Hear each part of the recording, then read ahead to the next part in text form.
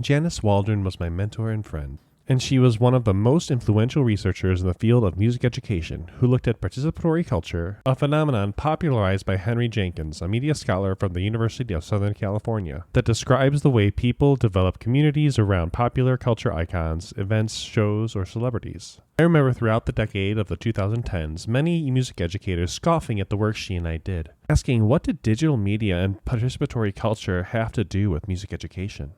In this presentation, I share with you how Janice and my work intertwined. Our work on the topics of participatory culture, digital media, and communities of practice helped us develop a wonderful friendship and collegial relationship that built upon each other. Janice and I had countless conversations at conventions, on Facebook Instant Messenger, and even in her hot tub. Little side note, she inspired me so much that when I got my first house, I bought a hot tub because I was sick of her always cutting our conversations short because it was hot tub time. So this way, I could say, fine, I got my own. I hope you enjoy my sharing of a friendship that exemplified an Oldtimer who took me under her wing and helped me to learn how to fly. And by the way, Oldtimer isn't a read on Janice's age, but a term I borrow from Levin Wenger's community of practice theory that describes someone who has been part of the community who mentors newcomers. As I was preparing for this research presentation honoring the life and work of Janice Waldron, I combed through my old school email archives from when I was a doctoral student at the University of Illinois at Urbana-Champaign. I searched J. Waldron at uwindsor.ca, and I saw that I reached out to her on December 7, 2013 at 9:14 a.m., stating how excited I was that she was presenting at the same conference I was, New Directions, at Michigan State University. I invited her to my session, which was scheduled directly before hers. She stated, and I can hear her voice inside my head now, even though at the time I hadn't even met her. I had already planned on going to your presentation. My presentation, for once, is not going to be on new media. Kari Veblen and Charles Whitmer are doing a paper based on teaching middle school band kids using oral teaching of fiddle tunes. At the time, I was still shocked that celebrity professors took the time to answer emails from graduate students. Janice's name kept coming up in my life. My mentor, Matthew Tebow, had sent me one of her articles. A conversation with Bruce Carter led me to him insisting I reach out to her to get to know Janice. And Janice even cited my first article from 2011, which was my master's thesis published in article form in the International Journal of Education and the Arts. Google Scholar alerted me on that one, and lo and behold, she was, at the time, editing a special issue in the Journal of Community Music on music learning, user-generated content, and participatory culture.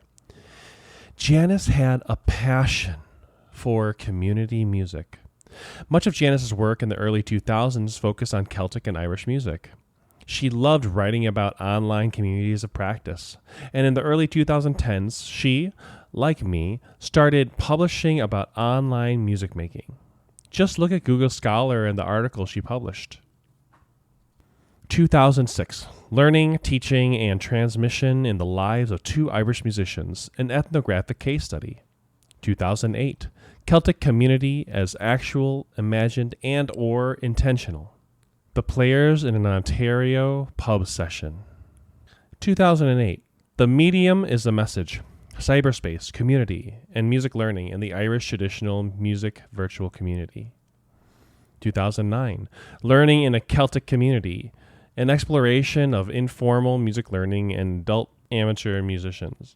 2011, Locating Narratives in Postmodern Spaces, a cyber ethnographic field study of informal music learning in online community.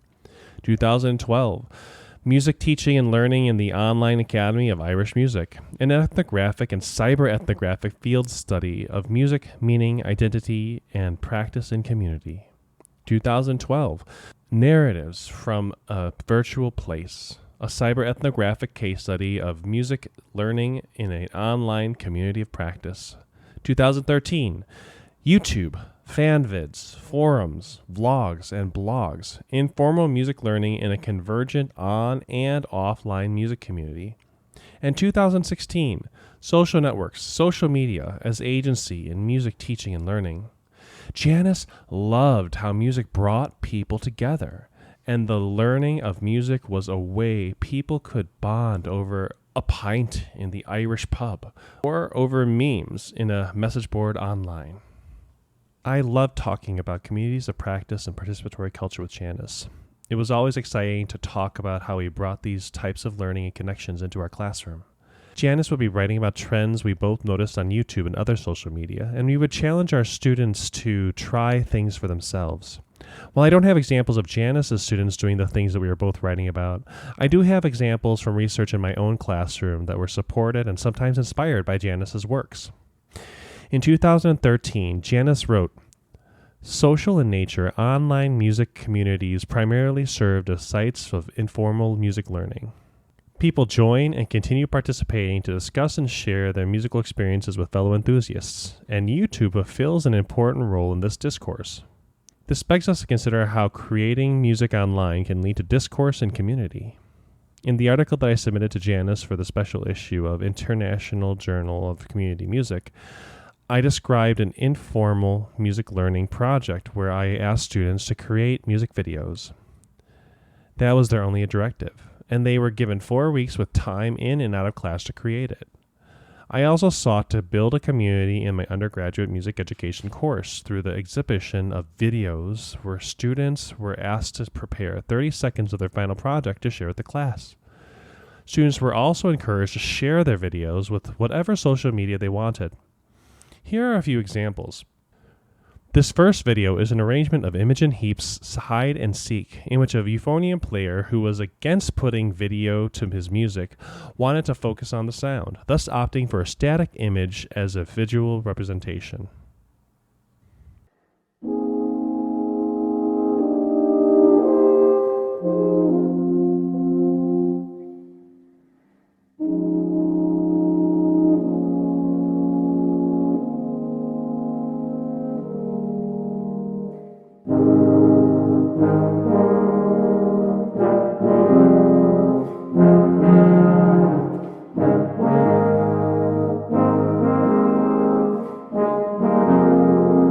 He arranged a song performing 2 of the parts, and he had his friend perform the other 2 through multi-track recording and editing.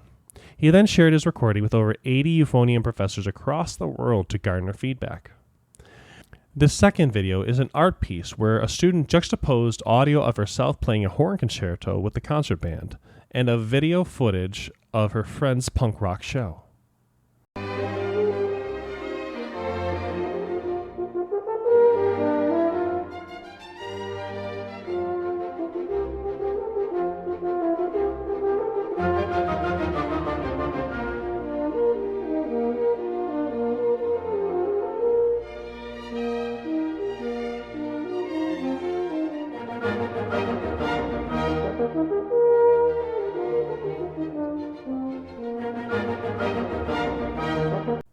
The creator of this video refused to explain it to anyone, allowing the art to speak for itself and the viewers to make their own meaning.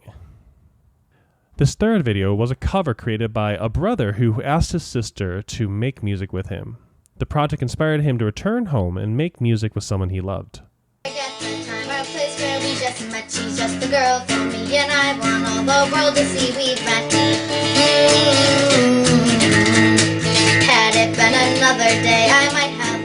This video provided a glimpse into the life of the participant, showing his family, his home, and gave an idea of what type of music was made in his family's basement. This final video was created by 2 students who admitted they were completely out of their league. They wanted to do a video bringing awareness to the benevolence organization St. Baldrick's, which raises money for children with cancer. But I still wake up, I still see her ghost. So Lord, I'm still not sure what I stand for. Oh, what do I stand for? What do I stand for? Most nights I don't know.